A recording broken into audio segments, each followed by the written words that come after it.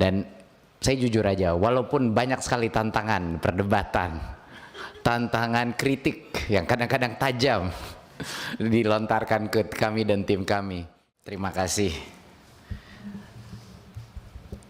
Bapak Ibu anggota Komisi 10, ini adalah perjalanan 5 tahun yang saya nggak mungkin bisa lupakan ya.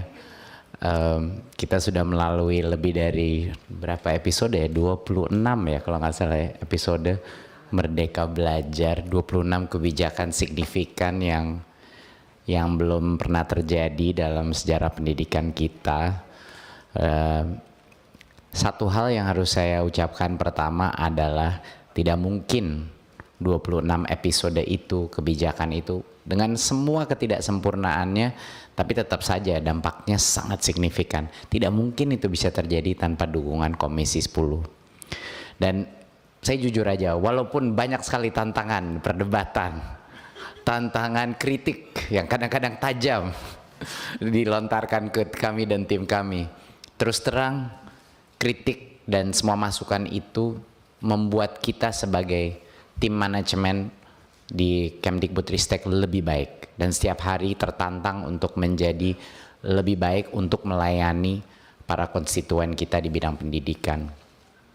Dan Komisi 10 dengan semua kritikannya, dengan semua, tetap menjadi mitra yang selalu berjuang bersama. Itu yang saya sadari, bahwa misinya itu sama, hatinya ada di tempat yang sama, dan itu yang membuka.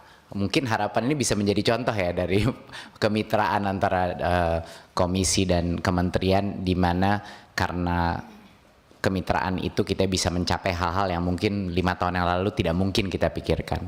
Ya, kalau kita benar-benar balik ke awal, kalau Bapak Ibu masih ingat bahwa ada, ya mungkin ada berbagai macam ide-ide besar gitu ya, mungkin di dalam hati kita masing-masing banyak yang tidak percaya gitu, kayak oke lah itu visi aja, visi.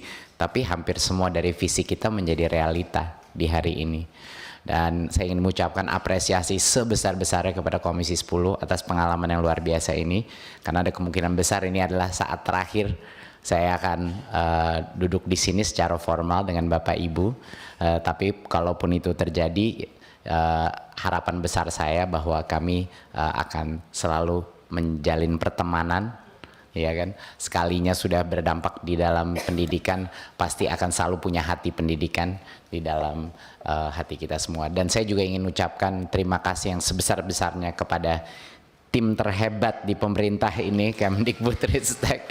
Saya bias, menurut saya ini tim terhebat, tapi luar biasa pengorbanan yang telah mereka lakukan, Kemdikbudristek, terutama pemimpin-pemimpin eselon 1 dan 2, yang dengan berbagai tantangan, apalagi dengan COVID, telah bisa mencapai semua hal-hal ini dengan begitu banyak tekanan, dengan begitu banyak krisis yang terus terjadi, tapi mereka punya kemampuan dan motivasi yang luar biasa. Tapi kalau Bapak Ibu di ruangan ini tahu betapa besarnya mereka mengorbankan, bahkan dari waktu pribadi mereka, nggak bisa tidur dan lain-lain.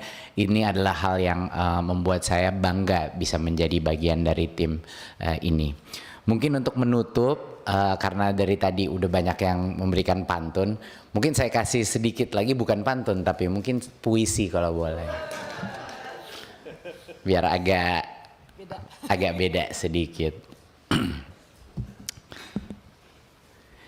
Ibu dan Bapak yang saya hormati, hari ini raker terakhir kami. Berkumpul bersama di hari ini, izinkan saya sedikit berpuisi. Zaman dulu, murid merasa berat bangun di pagi hari.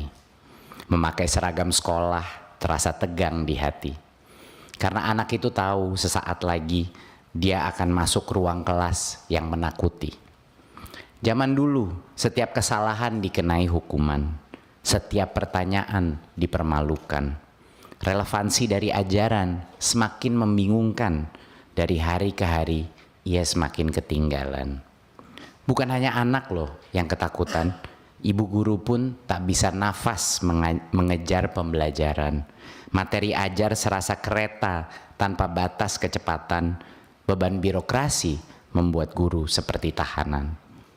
Tetapi Di dalam hati setiap anak ada mimpi yang tersembunyi, keinginan untuk belajar tanpa dihakimi, kepercayaan kuat bahwa dia punya kompetensi, keinginan untuk dilihat sebagai manusia mandiri. Dan setiap guru punya firasat di dalam hati bahwa mungkin metode kuno sudah tidak relevan lagi, bahwa pembelajar sepanjang hayat tidak mungkin bisa diproduksi dengan kekakuan, dengan penghafalan dan standarisasi. Baik anak maupun guru harus diberikan ruang untuk berkreasi, berinovasi, bahkan untuk berjuang. Ruang kelas menjadi panggung dan juga peluang untuk menemukan jati diri setiap orang. Pada hari ini kita semua bergabung untuk melihat apa yang terjadi kalau murid dan guru diberikan panggung, untuk membuktikan bahwa kreativitas dan kolaborasi sama pentingnya dengan berhitung. Karena inilah resep yang membuat mimpi setiap anak melambung. Bapak dan Ibu, proses transformasi membutuhkan sabar. Hampir 5 tahun kami sibuk menanam akar. Baru sekarang bunga perubahan terlihat mekar. Di tangan Anda semua saya titipkan Merdeka Belajar. Terima kasih. Terima kasih Bapak Ibu. Assalamualaikum warahmatullahi wabarakatuh. Di antara banyak sumber informasi, kami layak dipercaya. Karena kami menggali lebih dalam, berpihak pada kebenaran, berpegang pada data dan fakta, agar layak Anda jadikan referensi. Kompas TV, independen, terpercaya.